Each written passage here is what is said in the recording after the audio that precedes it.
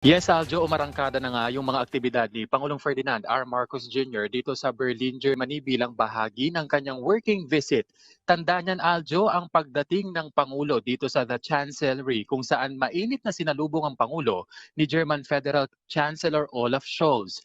Present din sa naturang seremonya si House Speaker Martin Romualdez at ilang miyembro ng gabinete ng Pangulo, kabilang na sina DFA Secretary Enrique Manalo, DTI Secretary Alfredo Pascual, PCO Secretary Cheloy Garafil, Philippine Ambassador to the Germany Irene Susan Natividad, DFA Assistant Secretary Maria Elena Algabre.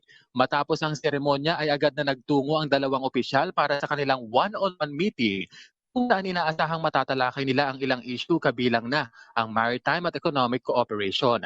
Matapos niyan, Aljo, ay agad na magtutungo ang Pangulo sa Philippine-German Business Forum at iba pang business meetings.